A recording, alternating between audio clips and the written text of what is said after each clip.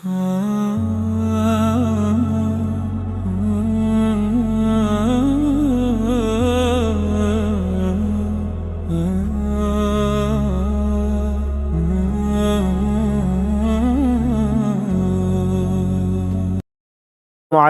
ওরহমতুল্লাহি ওবরাকাতুহু নাহমাদুহু ওয়া নুসাল্লি আলা রাসূলিহিল কারীম আম্মা বা'দ ফাআউযু বিল্লাহি মিনাশ শাইতানির রাজীম ওয়া আতিমুল হাজ্জা ওয়াল উমরাতা লিল্লাহ সাদাকাল্লাহুল মাওলানাল আযীম। সম্মানিত দ্বীনী ভাই ও বন্ধুগণ, আল্লাহ পাক রব্বুল আলামিনের পক্ষ থেকে যে সমস্ত বিধিবিধান আমাদের উপর ফরজ করেছেন এর ভিতর অন্যতম একটি হলো হজ্জে বাইতুল্লাহ।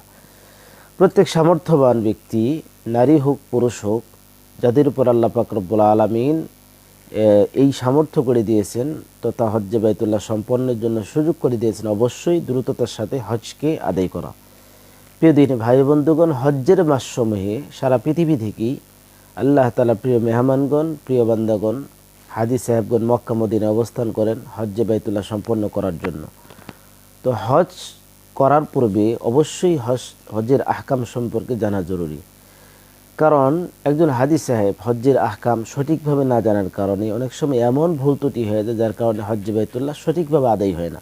প্রিয় দিনী ভাই বন্ধুগণ, আপনাদের সামনে হজ সম্পর্কে ধারাবাহিকভাবে হজ্জের বিধিবিধান, বিশেষ করে হজ্জের প্রস্তুতি এবং মক্কা মদিনা অবস্থানকালে, মক্কায় অবস্থানকালে কী করণীয়, মদিনায় অবস্থানকালে কী করণীয়, এবং বিশেষ করে হজ্জের যে 5 দিন আরাফা, মিনায় অবস্থান, মুজদালিফায় এবং জামারার ভিতরে, এই সমস্ত বিধিবিধান ইনশাআল্লাহ ধারাবাহিকভাবে আপনাদের সামনে উপস্থাপন করব।